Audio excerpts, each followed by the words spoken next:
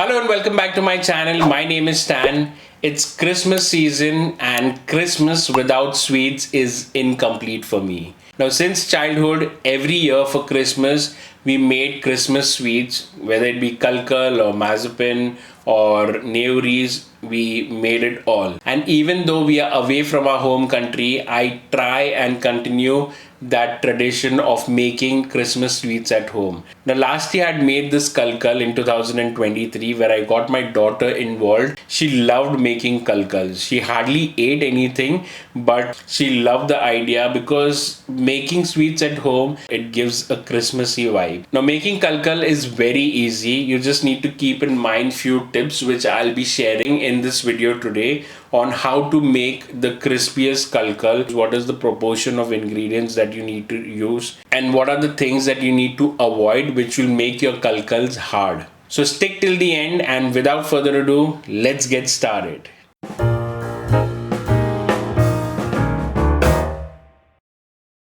So let's begin. We'll prepare our dough by adding in 3 cups of refined flour, followed by 1 cup of powdered sugar. And now, in order to get that crunchy texture, we'll add in rava. So here I'll be adding in 3 tablespoons of rava.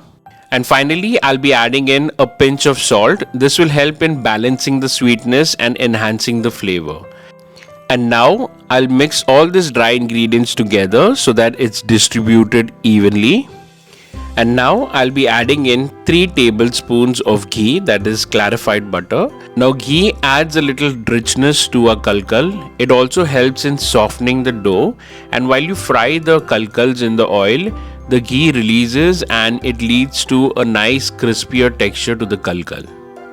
Now I'll mix this well so that the dried ingredients is well coated with the ghee. And now I'll be adding in 1 egg. Now egg binds all the dried ingredients together, making the dough easier to shape. And just in case you're worried about the egg smell in the Kulkul, the vanilla essence will do its job.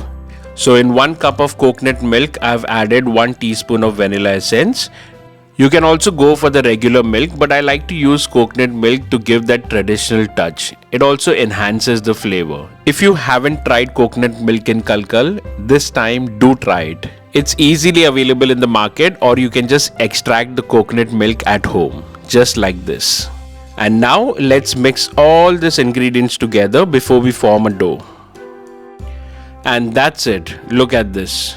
And now we'll use our hands to form a dough. Now very important, while forming a dough, just make sure that you don't knead the dough too much, or else the dough might lose all its moisture, which is one of the reasons why the Kulkuls turn hard. So knead the dough so much so that the dough is soft and there is enough moisture.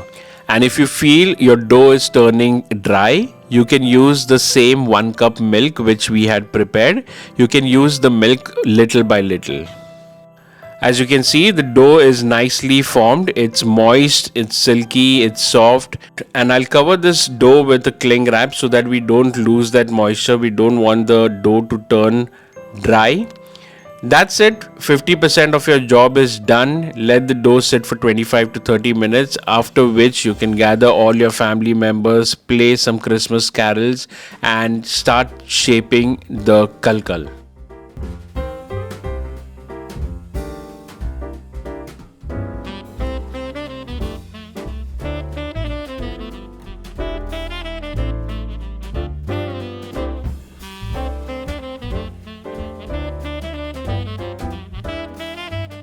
And now let's start frying the Kulkul. Now in this frying process, just keep few basic things in mind. Don't overheat the oil. If you want to know if the oil is hot enough, just drop in a piece of dough, and if the dough is rising and bubbles forming, that's when you know that the oil is hot enough to fry our Kulkuls. Frying in excessively hot oil can cook the outer layer too quickly, leaving the inside undercooked and hard.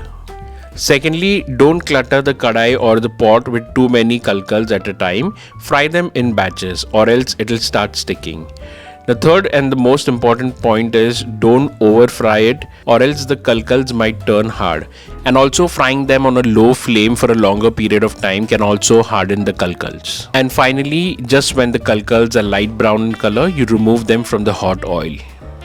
And that's it, our crispy, crunchy and flavorful kulkuls are ready. You can let them cool down, post which you can store it in an airtight container. Alright, that's it guys. It was that simple to make this kulkul. Do let me know how you like the recipe and how you like the video. And do try this kulkul at home and let me know how it turned out. And do share this video with your friends and family.